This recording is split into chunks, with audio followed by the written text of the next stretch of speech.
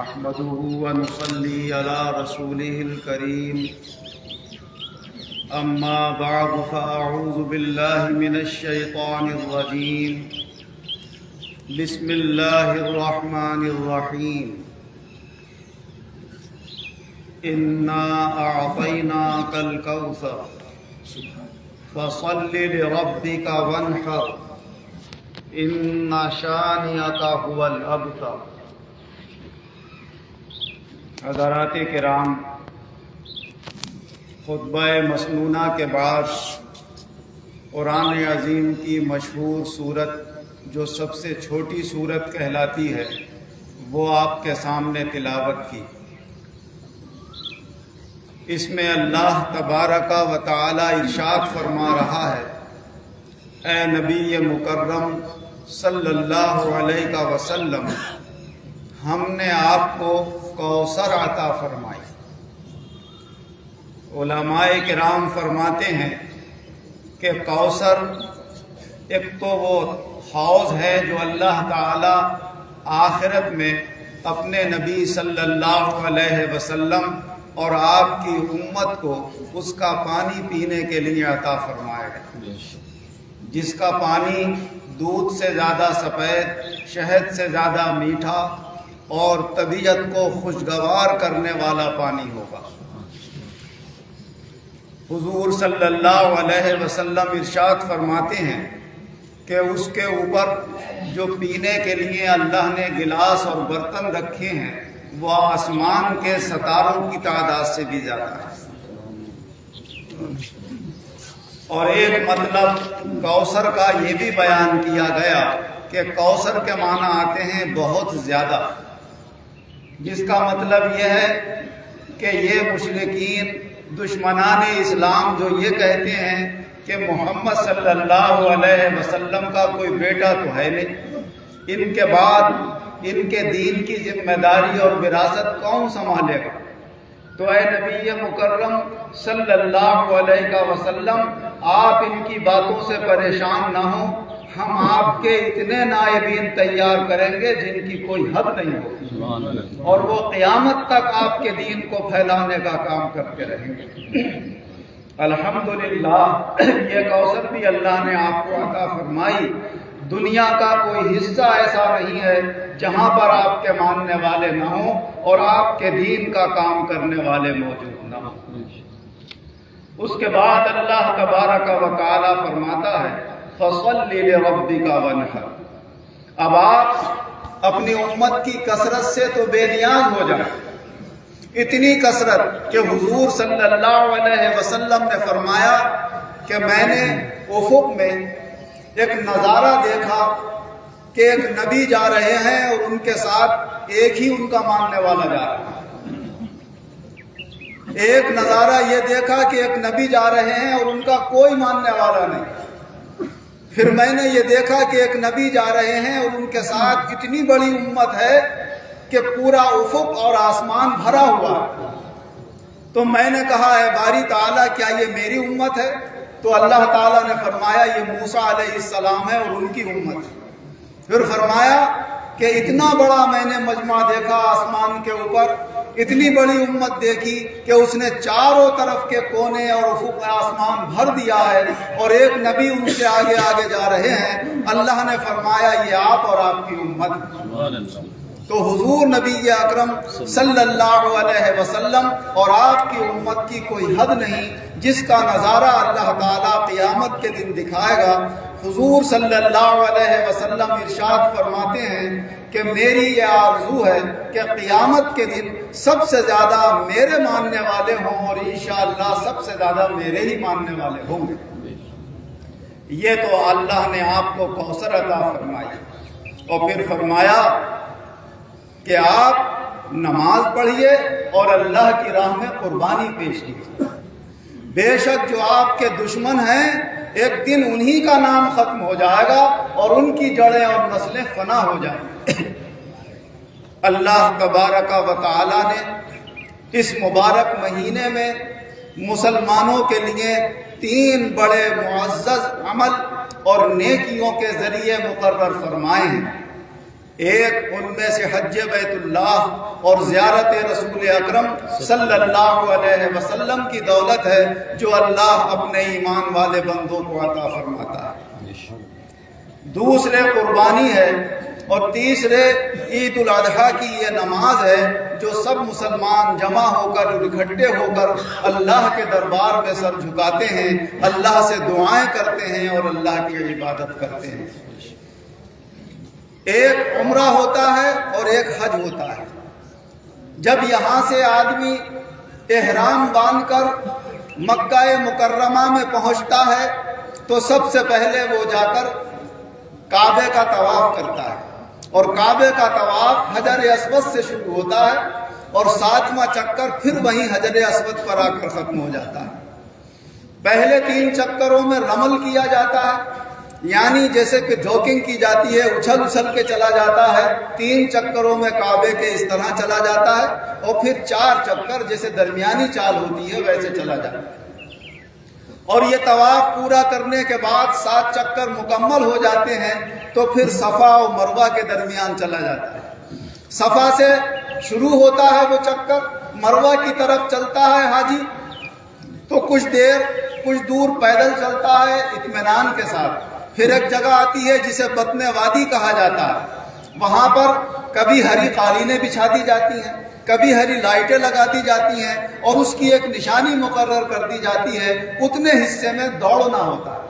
جب وہ حصہ گزر جاتا ہے تو پھر مروہ پہاڑی کے قریب آ کر پھر آہستہ چلا جاتا ہے، پہاڑی پر چڑھ کر پھر وہاں سے دوسرا چکر صفا کی طرف واپس ہو جاتا ہے۔ اس طرح یہ صفا اور مروہ کے درمیان 7 چکر لگائے جاتے ہیں۔ صفا سے مروہ تک 1 چکر، پھر مروہ سے واپسی صفا تک دوسرا چکر، اس طرح یہ 7 چکر جب مکمل ہو جاتے ہیں حاجی اپنا اس کے بعد سر منڈا لیتا ہے اور اس کا عمرہ مکمل ہو جاتا ہے۔ عمرے میں بس 3 کام ہیں، طواف کرنا، سعی کرنا صفا و مروہ کے درمیان، اور اپنا سر منڈانا۔ پھر جب حج کا زمانہ قریب آ جاتا ہے، جو 8 ہوتی ہے ذی الحجہ کی تاریخ، آج 10 ہے، کل 9 تھی اور اس سے پہلے 8 تھی، تو اس 8 تاریخ کو حاجی لوگ پھر سے احرام باندھ کر مینا کی طرف چلے جاتے ہیں۔ مینا میں رات گزارتے ہیں، وہاں ظہر کی، عصر کی، مغرب کی، عشاء کی، فجر کی نماز پڑھ کر پھر میدان عرفات میں پہنچ جاتے ہیں۔ میدان عرفات میں دن بھر وہاں اللہ سے دعائیں کرتے ہیں اور اللہ کی عبادت کرتے ہیں، امام کا وہاں خطبہ سنتے ہیں، اور ظہر اور عصر کی نماز ایک ہی وقت میں ظہر کے وقت میں ادا کی جاتی ہے۔ ایک اذان ہوتی ہے، اقامتیں الگ الگ ہوتی ہیں، سنتیں اور نفل وہاں نہیں پڑھے جاتے۔ ادھر ظہر کی نماز کا سلام پھیرا، پھر امام کھڑا ہو جاتا ہے، تکبیر شروع ہو جاتی ہے، اور عصر کی نماز بھی ظہر کے وقت میں ہی ادا کی جاتی ہے۔ پھر وہاں پر دعاؤں کے اندر مشغول ہو کر جب سورج بالکل غروب ہو جاتا ہے تو وہاں سے روانگی شام کو مزدلفے کی طرف ہو جاتی ہے۔ رات مزدلفے میں حجاج کرام گزارتے ہیں، اور پھر فجر کی نماز اول وقت میں پڑھ کر کچھ دیر پھر دعاؤں میں مشغول رہتے ہیں، اور سورج نکلنے سے پہلے پھر مزدلفے سے مینا کی طرف روانہ ہو جاتے ہیں، جہاں پر جا کر وہ جو سب سے بڑا شیطان کہلاتا ہے، جمرہ عقبہ اسے کہتے ہیں اور جمرہ کبریٰ بھی کہتے ہیں، وہاں پر جا کر 7 کنکریاں اس شیطان کے ماری جاتی ہیں۔ پہلے دن صرف ایک شیطان کے کنکریاں ماری جاتی ہیں، اور کنکریاں مارنے کے بعد پھر حجاج کرام اپنی قربانی کرتے ہیں۔ اب قربانی وہ خود بھی کر لیتے ہیں، اور اگر انتظام نہیں ہوتا ہے تو وہاں کی حکومت وغیرہ کے ماتحت جو کارندے کام کرتے ہیں ان کو ذمہ دار بنا دیا جاتا ہے، ان کو پیسے دے دیے جاتے ہیں کہ ہماری طرف سے آپ قربانی کر دیں۔ جب قربانی ہو جاتی ہے اور حاجی کو علم ہو جاتا ہے کہ میری قربانی ہو گئی تو پھر حاجی اپنا سر منڈا دیتا ہے۔ اتنے میں وہ مکہ مکرمہ کی طرف روانہ ہو جاتا ہے اور وہاں جا کر سر منڈاتا ہے۔ پھر سر منڈا کر قربانی کے بعد اپنے کمرے میں جا کر نہا دھو کر جو روزانہ کے کپڑے پہننے کے ہوتے ہیں وہی پہن لیتا ہے، اور پھر پہن کر کعبے کا طواف کرتا ہے 7 چکر، اور کعبے کا طواف اور صفا و مروہ کے درمیان سعی کر کے پھر وہاں سے اسے واپس مینا میں آنا ہوتا ہے، کیونکہ 2 راتیں پھر مینا میں اسے گزارنا ہے۔ اب یہاں سے تو لوگ عام طور سے منا سے مکے کو قربانی کرنے کے فوراً بعد پیدل چلے جاتے ہیں، لیکن یہ 9 ذی الحجہ اور 10 ذی الحجہ میں اتنے کام ہوتے ہیں کہ حاجی تھک جاتا ہے اور پھر پیدل واپس آنا بڑا مشکل ہوتا ہے، تو پھر وہ آ کر اپنی بس میں بیٹھ جاتا ہے۔ بھیڑ بھاڑ میں اگرچہ بس 10-12 کلومیٹر کا سفر 6-7 گھنٹے میں طے کرتی ہے، مگر کہتا ہے میرا بیٹھا رہنا زیادہ اچھا ہے، وہ خود سے نہیں چلا جائے گا، تو وہ رات وہاں پر آ کر گزارتے ہیں۔ پھر دوسرے دن تینوں شیطانوں پہ کنکریاں مارنا ہوتی ہیں، زوال آفتاب سے لے کر غروب آفتاب تک، اور پھر کنکریاں مار کر واپس ہو جاتے ہیں۔ دوسرے دن تیسرے دن پھر تینوں شیطانوں پہ کنکریاں مارتے ہوئے مکہ مکرمہ واپس آ جاتے ہیں، اور اس طرح حج کے ارکان مکمل ہو جاتے ہیں۔ بڑے سعادت مند ہیں اللہ کے وہ بندے جنہیں یہ دولت ملتی ہے اور توفیق ملتی ہے۔ یہ تو اللہ نے ہمارے لیے حج کی دولت رکھی ہے، اور وہاں پر عید نہیں ہوتی ہے، عید کی نماز کا موقع نہیں ہوتا ہے، عید مکے کے علاوہ ہر جگہ ہوتی ہے،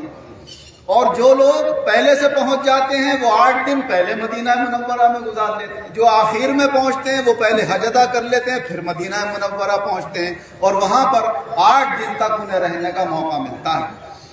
حضور نبی اکرم صلی اللہ علیہ وسلم نے ارشاد فرمایا کہ جو شخص میری مسجد میں ایک نماز پڑھتا ہے اللہ تعالیٰ اسے 50,000 نمازوں کا ثواب عطا فرماتا ہے، اور جو شخص کعبے کے اندر ایک نماز پڑھتا ہے اللہ تعالیٰ اسے 1,00,000 نمازوں کا ثواب عطا فرماتا ہے۔ تو یہ ثواب اور یہ اللہ کی عبادت کی دولتیں وہاں پر میسر ہوتی ہیں۔ ہم لوگوں کو اللہ نے یہ دولت بھی دی کہ ہم عید کی نماز بھی ادا کرتے ہیں، اور عید کی نماز کے بعد پھر قربانی کا سلسلہ شروع ہو جاتا ہے۔ جیسے کہ میں نے ویڈیو کے ذریعے بھی آپ کو بتایا کہ قربانی اس طریقے سے کریں کہ کسی کو ناگوار نہ ہو، اپنے چھپے ہوئے مقامات پر، اور بلا خوف بلا جھجک، کیونکہ وہ ہمارا ایمانی اور اسلامی حق ہے اور ہماری عبادت ہے۔ ہمیں اپنی عبادت میں کوئی کسی سے ڈرنے اور گھبرانے کی ضرورت نہیں ہے، بل اتنا احتیاط کرنے کی ضرورت ہے کہ کسی کو کوئی تکلیف اور ٹھیس اس سے نہ پہنچے۔ ہمارا جو کام عبادت کا ہے وہ ہم اللہ کی رحمت سے کر رہے ہیں، اور یہ عبادت ایک ہماری 2 گانا نماز ہے، اور اس کے بعد قربانی ہے۔ حضور نبی اکرم صلی اللہ علیہ وسلم نے ارشاد فرمایا کہ جو لوگ صاحب استطاعت اور صاحب حیثیت ہونے کے باوجود قربانی نہیں کرتے، انہیں چاہیے کہ وہ ہماری عیدگاہ میں نماز پڑھنے بھی نہ آئیں۔ اس لیے جنہیں اللہ نے حیثیت مالی عطا فرمائی ہے انہیں قربانی کرنا چاہیے۔ قربانی کے لیے اب ہمارے مدارس اور مساجد کے بہت سے ذمہ داران نے ایک آسانی کا راستہ مسلمانوں کے لیے یہ پیدا کر دیا ہے کہ وہ قربانی کے حصوں کی ذمہ داری لے لیتے ہیں، اور آپ لوگوں کے پیسے اکٹھے کر کر کے 7 آدمیوں کو جمع کر کے وہ جانور خریدتے ہیں، پھر اس کی قربانی آپ کی طرف سے کر دیتے ہیں، تو آپ کا 4-4.5 ہزار میں کام چل جاتا ہے۔ اگر بکرا خریدتے آپ تو 10-12 ہزار کا 15 ہزار کا آتا۔ اگر بڑا جانور پورا خریدتے تو پورا جانور جو کالا ہوتا ہے یہ بڑھ جلدی جاتا ہے، اس کی عمر دیر سے پوری ہوتی ہے، اس لیے بہت سارے لوگ دھوکہ کھا جاتے ہیں کہ یہ پورا 2 سال کا ہوگا۔ 2 سال میں بہت تگڑا ہو جاتا ہے، 30-35 ہزار سے کم 2 سال کا کالا جانور ملنا بڑا مشکل ہے۔ اس لحاظ سے وہ 30 میں مل جائے، 28 میں مل جائے، 32 میں مل جائے، جب اس میں 7 حصے ہو جاتے ہیں تو پھر سب مل کر جب قربانی کرتے ہیں تو وہ ہمارے لیے آسانی ہو جاتی ہے۔ اکیلا 28 ہزار کا خریدتا تو اس کے لیے دشوار ہوتا، 4-4.5 ہزار روپے خرچ کرنا اتنا اس کو دشوار معلوم نہیں ہوتا۔ لہذا ان لوگوں سے رابطہ قائم کر کے کہ جنہوں نے یہ انتظام کیے ہیں زیادہ سے زیادہ قربانی کرنے کی کوشش کریں، اور اس بات کا خیال رکھیں کہ کھلے میں نہ کریں، 4 دیواری کے اندر کریں، اپنے گھروں کے اندر کریں، یا جہاں قصبہ وغیرہ میں جہاں مقرر کر دیا گیا ہے مقام وہاں پر قربانی کریں، اور اپنی یہ حج اور عید کی نمازیں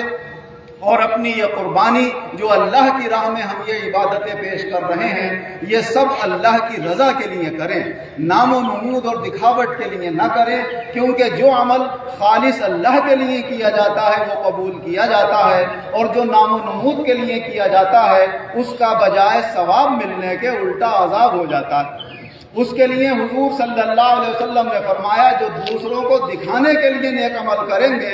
ان کو قیامت کے دن سب کے سامنے علل اعلان ذلیل اور رسوا کر کے ٹانگیں پکڑوا کے اور گھسیٹتے ہوئے انہیں دوزخ کے اندر ڈالا جائے گا، اور اللہ تعالیٰ فرمائے گا کہ تم نے میرے لیے یہ عمل نہیں کیا تھا، دوسروں کے لیے کیا تھا، جاؤ انہی سے اس کا بدلہ لو۔